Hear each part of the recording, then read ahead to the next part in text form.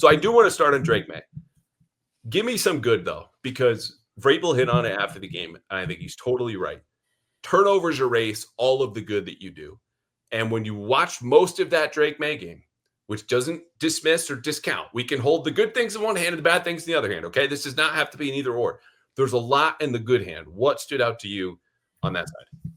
After what, again, looked to be a little sluggish start where I sensed a little hesitation in the first couple series, he settled in and made a lot of good decisions, was accurate with the football, was decisive with the football. I love the movement, again, sort of the boot action, some of just the rollout stuff. Like, he's very comfortable doing that.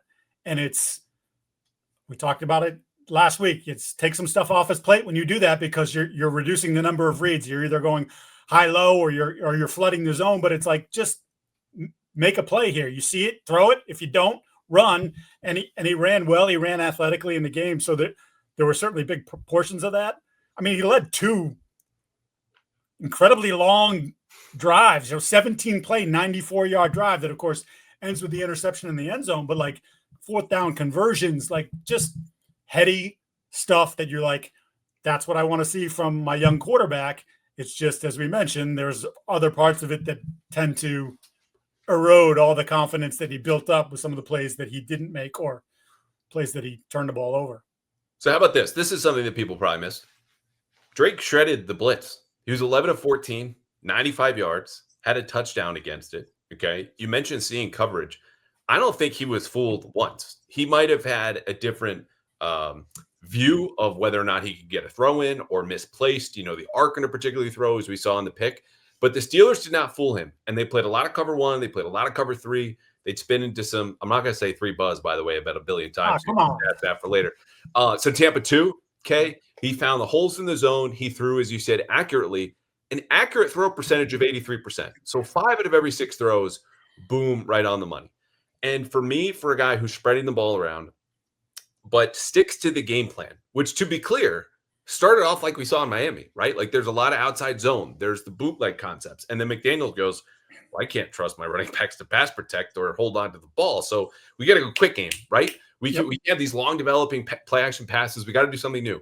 So it's a wholly different attack. And Maye thrived. It was in the gun. It was getting out of his hands quickly. Yeah, there were sacks, the interception. But like, the fact he could vacillate between those 2 different styles and have similar success while maintaining discipline for a while, not always, is really encouraging. It's like, this is the part of growing pains where you go, okay, the kid climbed up a couple steps on the stairs and then smacked his face on the 5th. But as long as you keep going up, that's progress. That's what we've seen, even if he was not climbing as high as he did in Miami. The counter argument to all that you just presented there was, okay, but when are you going to make the plays happen when it matters the most? And we have, whatever it's been now, 14, 15 starts of his, where, with the exception of the Tennessee game, leading the comeback to tie the game up with 0 seconds left, but then, oh, by the way, throwing the interception in overtime, he hasn't had that moment, and he's had opportunities for that moment. And I think maybe that's the talk radio thing or whatever, but like, I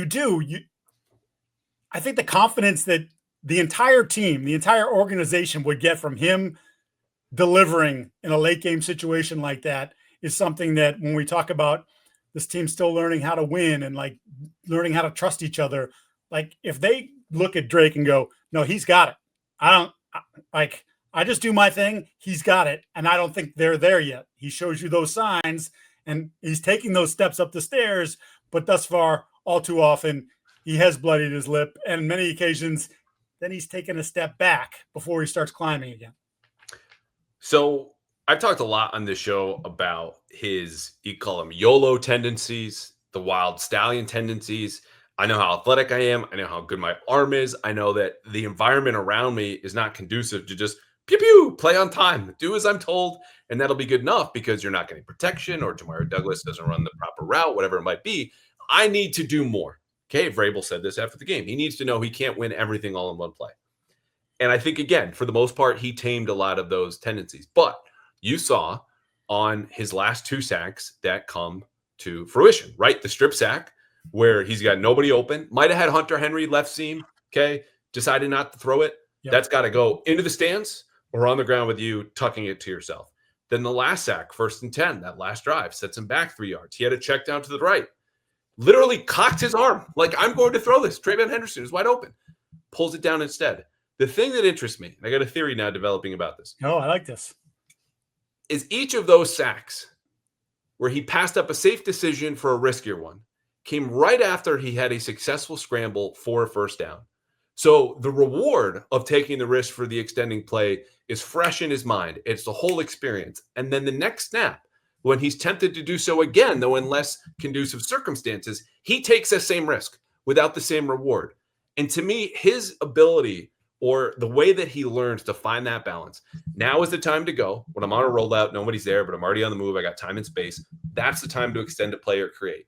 Not when things are closing in around me. But clearly, and I get the confidence. The guy's 23 and immensely talented and has done this now for 2.5 years behind bad offensive lines. He's got to put on the cape, come out the booth, and fly if the team wants to go down and score a touchdown. But you understand you do that often enough, you can get shot down and sometimes shoot yourself down. And the timing of that late in the game, when it was clear that he had to do a little bit more, and look, I couldn't do this. Like, this is all under pressure. You have to figure out when and where to go and when not to.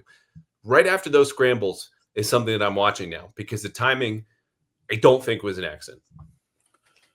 You're going to now have to go back for the people, the audience here, for your folks at the Boston Herald, and go back and look at some of the other decisions in the first couple weeks and see if there is a pattern there that goes beyond just this game as to whether no.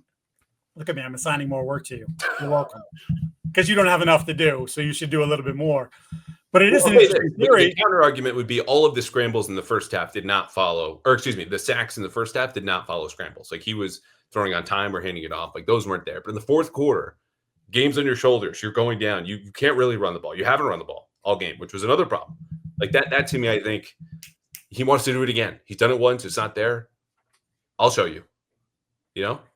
Well, I mean, and we were texting back and forth. The fumble, the strip sack, where it's pretty much immediate that there's pressure, and he does the right thing initially, right? The ball comes in here. He's got the ball in his body. He's trying to navigate the pocket and not get the ball knocked away.